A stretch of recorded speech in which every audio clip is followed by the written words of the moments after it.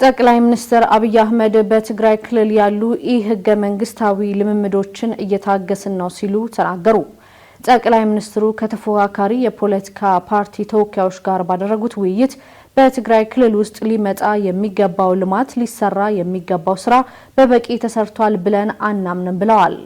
በክልሉ የተፈናቀሉ ሰዎችን ለመመለስ በሚመለከት 100% ዝግጁ ነበርን አሁንም ነን ያሉት ጠቅላይ ሚኒስትሩ ከዚህ በፊት ራያ ላይ የተፈናቀሉ ሰዎችን የመመለስ ስራ መሰራቱንም ገልጸዋል።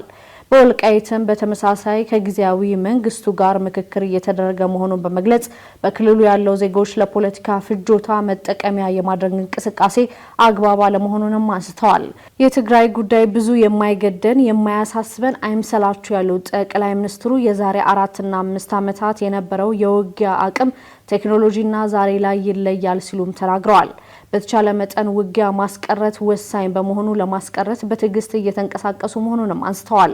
ትግራይ ውስጥ ሊመጣ የሚገባው ልማት ሊሰራ የሚገባው ስራ በበቂ ተሰርቷል ብለን አናምንም ያሉት ጠቅላይ ሚኒስትሩ እየተሰሩ ያሉ ስራዎች ህገ መንግስታዊ ልምምዶች በክልሉ እንዳሉ ስለማናውቅ አይደለም በደንብ ነው የምናየው ብለዋል። 100% ዝግጁ ነን እኛ 100% ዝግጁ ነን እኛ 100% ነበር ነን። ራያ እኮ መልሰናል። ራያ ተመልሰዋል የተፈናቀሉ ሰዎች። ወልቃይትም እንደዛ አይነት ፍላጎት ነው ያለን። ከጊዜያዊ መንግስቱ ጋር የተነጋገርን ነው። በእኛ በኩል እነዚያ ዜጎች ለፖለቲካ ፍጆታ መጠቀሚያ ሳይሆኑ ቦታቸው ቢመለሱ ከማንም በላይ ኢትዮጵያ ታተርፋለች። በእኛ በኩል አንዴ አይደለም 10 ጊዜ ነው እቅድ ያወጣነው እና የትግራይ ጉዳይ ብዙ የማይገደን የማያሳስበን አይምሰላችሁ። ያስጨነቀን ጉዳይ ግን በግልጽ እንድታቁት ትንሽ ዘመን ተቀይሯል። የዛሬ 4 ዓመት 5 ዓመት የነበረን የውጊያ አቅም የነበረን ቴክኖሎጂ እና ዛሬ ትንሽ ይለያያል እና በተቻለ መጠን ማክሲመም ውጊያ ብናስቀር ይሻላል። ለምን እንደምታቁት በባለፈው ውጊያ ያኔም ተናግሬያለሁ። ከትግራይ ወጣቶች ከትግራይ እናቶች በላይ የተጎዳ ሰው የለም እና የሚያስገድሉ ሰዎች ይፎክራሉ። እንደምታቁት አስገዳዮች ይፎክራሉ። ሟቾች ግን ጉዳዩን ሳያውቁ ይጠፋሉ። ያ እንዳይፈጠር ነው ማክሲመም ትግስት ምናደርገው ማክሲመም እንጂ ትግራይ ውስጥ ሊመጣ የሚገባው ልማት ሊሰራ የሚገባው ስራ በበቂ ተሰርቷል አናምንም እኛ እንጂ የሚደረጉ ሙከራዎች አንኮንስቲቱሽናል ልምምዶች እንዳሉ ስለማናቅ አይደለም። በደንብ ነው የምናየው። እውነት ለመናገር በሎ ኢንፎርስመንት ኤጀንሲስ በጣም ከፍተኛ አቅም ኢትዮጵያ እየገነባች ነው። እኛ ያን የምንገነባው እንዳያችሁት ዓለም አስጊ ስለሆነ ነው። ሰርቫይቫል አደገኛ እየሆነ ስለመጣ ነው። ይህንን መመንዘር ላይ ግን 10 ጊዜ ማሰብ ያስፈልጋል። ሌላኛው ያነሱት ጉዳይ የስልጣን ፍላጎትን በኃይል ለማስፈጸም የሚደረግ ጥረትና ሙከራን በተመለከተ ሲሆን ይህ ብዙ ዋጋ እያስከፈለን ይገኛልን ብለዋል። ኢትዮጵያ ውስጥ ያለው የሰላም ችግር መነሻ መሰረቱ ፍላጎትን በኃይል ለማስፈጸም የሚደረግ እንቅስቃሴ ነው ያሉ ትግል ስልጣን ለመያዝ የሚደረግ እንቅስቃሴ አደገኛ ነው ሲሉም አክለዋል። በፖለቲካ መድረክ ውስጥ ሚናውን ለመውጣት ለሚፈልግ ሰው ነው ወይስ ሐሳብና ነፍጥ ይዞ ሲፈልግ በነፍጥ ሲፈልግ በሐሳብ ለሚለው ማየት ያስፈልጋል። ኢትዮጵያ ውስጥ ያለው የፖለቲካ ልምምድ ከተቻለ በኮሮጆ ካልተቻለ በካልቾ ዋናው ነገር 4 ኪሎ ነው። ፖለቲካ ይሄ ብቻ ነው። በኮሮጆም ይሁን በካልቾ የ4 ኪሎ ጉዳይ እስካልተመለሰ ድረስ ዲሞክራሲ ምህዳር ላለመቀበል ዝግጁ የሆነ በጣም ሰፊ ሰው ነው ያለው። እንደነዚህ አይነት ሰዎች ደግሞ እድሜ ልካቸውን ይደክማሉ ብዬ ነው የማስበው። ከህገ መንግስቱ መታረቅና መስተካከል ያለበት ጉዳይ ለማስተካከል ዝግጁ ነን ያሉት ጠቅላይ ሚኒስትሩ ህገ መንግስትን መቀየር የመንግስት ስራ ብቻ አይደለም ብለዋል። አይተናል እኮ አፍሪካ ውስጥ ብዙ መንግስታት መጥተው ቀይረዋል ህገ መንግስት። ችግር የለውም ስለማናውቀው አይደለም።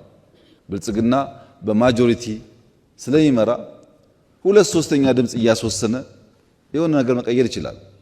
እናንተ ሳትወያዩ የእናንተ ሐሳብ ሳይገባበት የተለያየ ማህበረሰብ ሳናሳትፍ ብናደርገው ግን የኢትዮጵያ ህገ መንግስት አይሆንም፣ የኛ ነው የሚሆነው። እሱ ጥሩ አይደለም። ከናንተ ጋር ሆነን አንድ አካል ሆነን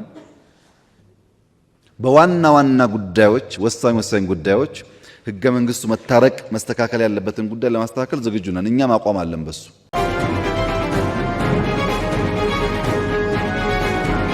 ሽብርተኝነትን በገንዘብ መርዳት ወንጀል ለመከላከልና ለመቆጣጠር የወጣ አዋጅ ከፍርድ ቤት ፍቃድ ውጪ ምርመራን እንደማይፈቅድ ፍትህ ሚኒስቴር ገለጸ። በወንጀል የተገኘ ንብረት ህጋዊ ማስመሰልና ሽብርተኝነትን በገንዘብ መርዳት ወንጀል ለመከላከልና ለመቆጣጠር የወጣ አዋጅ ከፍርድ ቤት ፍቃድ ውጪ የሚደረግ ምርመራ እንደማይፈቅድ የፍትህ ሚኒስቴር ተናግሯል። መስሪያ ቤቱ አዋጁን አንዳንድ የተረዱበት መንገድ ልክ አይደለም ብለዋል።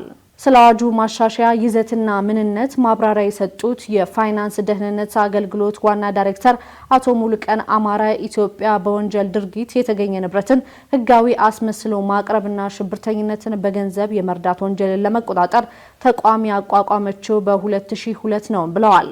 አዋጁ የተሻሻለበት ምክንያትም ዓለም አቀፍ የፋይናንስ ድርጊት ግብረ ኃይል ምክረ ሀሳቦቹን እያሻሻለ በመሄዱና እነሱን ሊመልስ የሚችል ህግ በማስፈለጉ እንዲሁም ግብረ ኃይሉ ወንጀሎች እየተለዋወጡ ስለመጡ ሀገራት እንደነሱ ለመከላከል የሚመጥን የህግ ማዕቀፍ እንዲኖራቸው ስለሚያግዝ ነው ብለዋል።